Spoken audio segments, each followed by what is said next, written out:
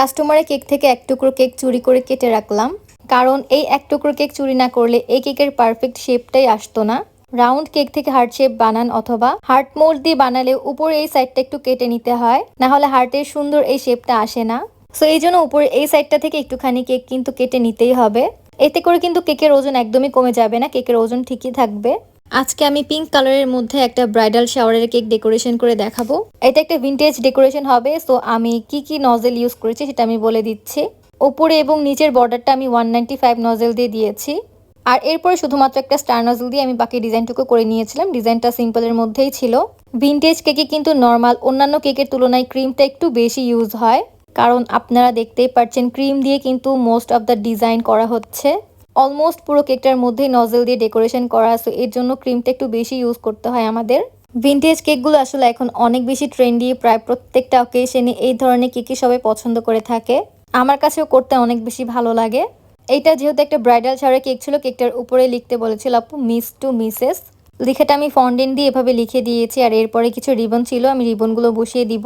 আপনাদেরকে একটা ট্রিক্স বলে দিই, যদি আপনাদের কাছে সেম কালারের রিবন না থাকে তাহলে আপনারা হোয়াইট কালারের রিবন দিয়ে যে কোনো কালারের কিন্তু রিবন বানিয়ে নিতে পারবেন। এই রিবনগুলো আমি যে বানিয়েছি এগুলো আমি হোয়াইট কালারের রিবন দিয়ে পিঙ্ক কালার করে নিয়েছি, কারণ আমার কাছে বেবি পিঙ্ক কালারের রিবন ছিল না। পানির মধ্যে পিঙ্ক কালার দিয়ে আমি এই সাদা রিবনগুলোকে একটুখানি পানির মধ্যেই রেখে দিয়েছিলাম। এরপর ওগুলোকে তুলে আমি রোদে শুকিয়ে নিয়েছি, আর তারপরে কিন্তু আমাদের একটা বেবি পিঙ্ক কালারের রিবন হয়ে গিয়েছে। এইভাবে কিন্তু আপনারা শুধুমাত্র হোয়াইট কালারের রিবন থাকলেই যে কোনো কালারের রিবন বানিয়ে নিতে পারবেন। লাস্টে আমি কিছু সিলভার কালারের সুগার বল অ্যাড করে দিয়েছি, আর তারপরে কিন্তু আমার কেকটা একদম কমপ্লিট হয়ে গিয়েছে। এই কেকটার সাথে আপু 6 পিস কাস্টমাইজ কাপকেকও নিয়েছিল। সবগুলোই চকলেট কাপকেক ছিল, আর এগুলোর মধ্যে আমি চকলেট গানাশ দিয়ে দিচ্ছি। চকলেট গানাশ দেওয়ার ফলে কিন্তু এগুলো খেতেও অনেক বেশি মজা হয়। সো এরপরে আমি গানাশটা দেওয়ার পরে যতটুকু অংশ তুলে রেখেছিলাম ওগুলো আবার উপরে দিয়ে দিচ্ছি। কেকের মধ্যে কালো যে জিনিসগুলো দেখা যাচ্ছে এগুলো কিন্তু কেকেরই ক্রাম্ব। আমি এই নজেল দিয়ে কেকটাকে কেটে নিয়েছিলাম, কিছু ক্রাম্ব নজেলের মধ্যে রয়ে গিয়েছিল, সো এর জন্য একটু এসেছে। বাট সমস্যা নেই, এটার উপরে আমি ফন্ডেন্ট দিব তো দেখা যাবে না। 6টা কাপকেকের মধ্যে আপু 6 ধরনের ফন্ডেন্টের ডিজাইন দিয়েছিল।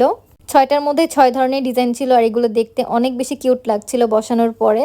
কেকের সাথে এরকম ম্যাচিং কাপকেক দেখতে আমার কাছে অনেক বেশি কিউট লাগে। এই তো একসাথে কেক আর কাপকেক, আপনাদের কাছে কেমন লাগছে আমাকে অবশ্যই কমেন্ট করে জানাবেন। ভিডিওটা ভালো লাগলে প্লিজ একটি করে লাইক, কমেন্ট এন্ড শেয়ার করে দিবেন। আজকের মতো এই পর্যন্তই, দেখা হবে ইনশাআল্লাহ পরের ভিডিওতে। সবাই অনেক ভালো থাকবেন। আল্লাহ হাফেজ।